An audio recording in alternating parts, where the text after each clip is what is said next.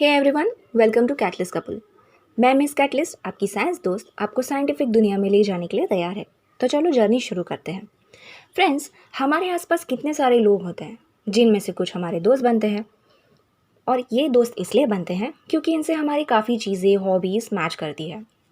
Schools में इसी तरह होते हैं स्पोर्ट्स ग्रुप, डांस ग्रुप। पर क्या केमिस्ट्री में भी ऐसे ग्रुप्स होते हैं? बिल्कुल। केमिस्ट्री में भी एलिमेंट्स के ग्रुप बनाना बहुत ज़रूरी था ताकि उन्हें पहचानना और समझना आसान हो। इसी के बारे में हम आज के topic the classification of elements में पढ़ेंगे। वैसे तो कई सारी साइंटिस्ट ने एलिमेंट्स के ग्रुप बनाने की कोशिश की, लेकिन हम 4 साइंटिस्ट के बारे में पढ़ेंगे, जो है Johann Dobereiner, John Newlands, Dmitri Mendeleev और हेनरी मूसले। तो चलिए एक एक करके इनके बारे में जानते हैं। योहान डोब्राइनर। योहान डोब्राइनर ने दिया डोब्राइनर ट्रायड्स। इन्होंने क्या किया? इन्होंने सिमिलर प्रॉपर्टीज़ वाले एलिमेंट्स का एक ग्रुप बना लिया। इस ग्रुप में 3 एलिमेंट्स हुआ करते थे, इसलिए उसे बोला ट्रायड्स। इन ट्रायड्स को यानी कि 3 एलिमेंट्स को इन्होंने इंक्रीजिंग एटॉमिक मास में अरेंज कर दिया और कहा कि जो मिडिल एलिमेंट है उसका जो एटॉमिक मास है वो बाकी बचे 2 एलिमेंट्स के एटॉमिक मास का एवरेज के आसपास है। जैसे लिथियम का एटॉमिक मास है 6.9 और पोटेशियम का है 39। जब इन दोनों का एवरेज निकाला तो वो सोडियम के एटॉमिक मास के आसपास आया, लेकिन वो सिर्फ 3 ग्रुप्स ही ढूंढ पाए, इसलिए ये यूज़फुल नहीं हो पाया। अब एक बात बताओ, क्या म्यूज़िक का यूज़ करके केमिस्ट्री के इन्वेंशन किए जा सकते हैं? बिल्कुल किए जा सकते हैं, और जॉन न्यूलैंड ने ऐसा किया।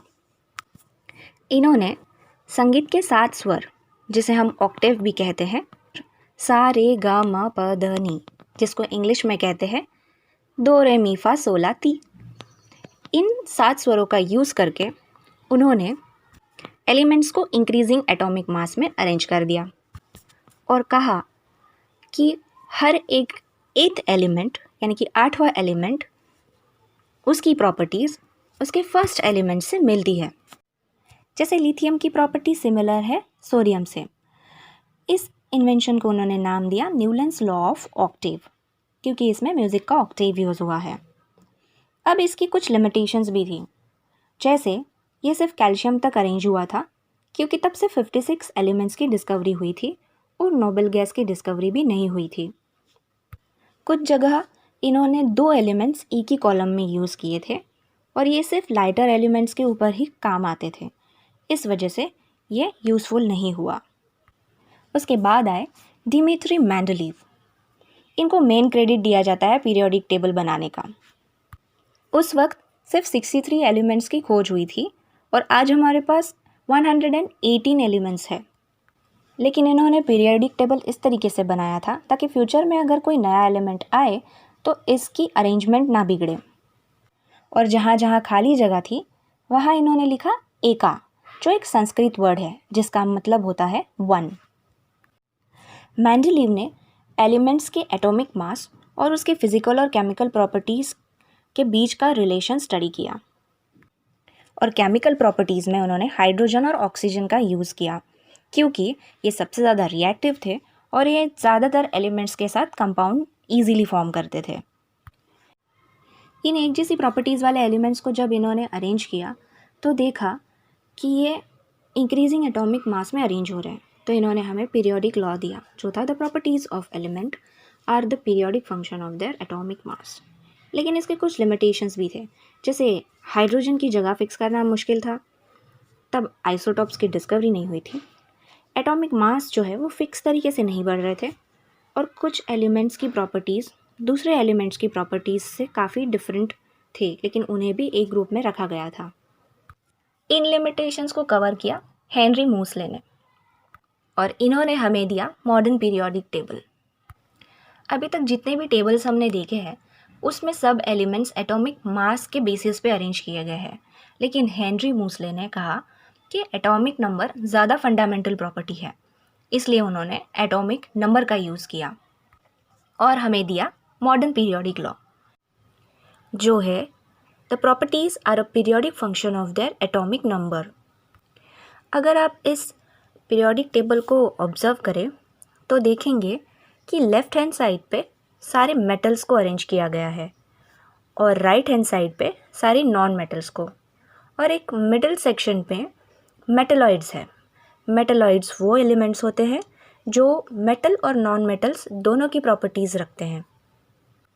मॉडर्न पीरियोडिक टेबल में टोटल 18 ग्रुप्स जो कि वर्टिकल होते हैं और 7 पीरियड्स जो कि हॉरिजॉन्टली अरेंज्ड होते हैं। लेकिन ये ग्रुप्स और पीरियड्स क्या होते हैं? ग्रुप्स वो होते हैं जिसमें किसी भी सेम ग्रुप के एलिमेंट्स की सेम वैलेंसी हो और सेम केमिकल प्रॉपर्टीज़ हो। इस बात को समझने के लिए चलिए फर्स्ट ग्रुप के कुछ एलिमेंट्स की इलेक्ट्रॉनिक कॉन्फ़िगरेशन हम लोग देखते हैं। सामने दी गई इमेज में हाइड्रोजन, लिथियम, सोडियम और पोटेशियम की इलेक्ट्रॉनिक कॉन्फ़िगरेशन लिखी है। इससे पता चलता है कि आउटर मोस्ट शेल जो है उसमें सिर्फ एक इलेक्ट्रॉन है, यानी कि उसकी वैलेंसी 1 है, और सारे जितने भी इस फर्स्ट ग्रुप में हैं इन सब की आउटर मोस्ट शेल में वैलेंसी 1 ही होती है।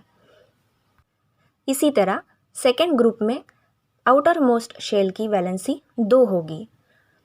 इससे हमें ये पता चलता है कि जिसमें सेम वैलेंसी है उन सब की सेम केमिकल प्रॉपर्टीज़ है। आप जैसे जैसे ग्रुप में नीचे की ओर जाते हो तो हमें पता चलता है कि जो एटम का साइज़ है और उसका मेटालिक कैरेक्टर है वो बढ़ता जाएगा। ग्रुप्स में आप जैसे जैसे नीचे की ओर बढ़ते जाते हो एलिमेंट्स की इफ़ेक्टिव न्यूक्लियर चार्जेस डिक्रीज़ होती हैं, जिसके चलते इलेक्ट्रॉन लूज़ करने के चांसेस बढ़ जाते हैं। अब देखते हैं पीरियड्स। पीरियड्स होते हैं हॉरिजॉन्टल रोज। जिस नंबर का पीरियड उतने ही शेल्स उस पीरियड में आने वाले सारे एलिमेंट के। फॉर एग्जांपल सेकेंड पीरियड में आने वाले सारे एलिमेंट्स के 2 शेल्स होंगे। उसी तरह थर्ड पीरियड में आने वाले सारे एलिमेंट्स के 3 इलेक्ट्रॉन शेल्स होंगे। पीरियड में एटॉमिक रेडियस और मेटालिक कैरेक्टर डिक्रीज़ होता है और इफ़ेक्टिव न्यूक्लियर चार्जेस इंक्रीज़ होता है, तो इलेक्ट्रॉन लूज़ होने के चांसेस डिक्रीज़ हो जाते हैं। सो ये था हमारा chapter periodic classification of element. अगर आपको पसंद आया तो लाइक, शेयर और सब्सक्राइब ज़रूर करें। Till then have a great day.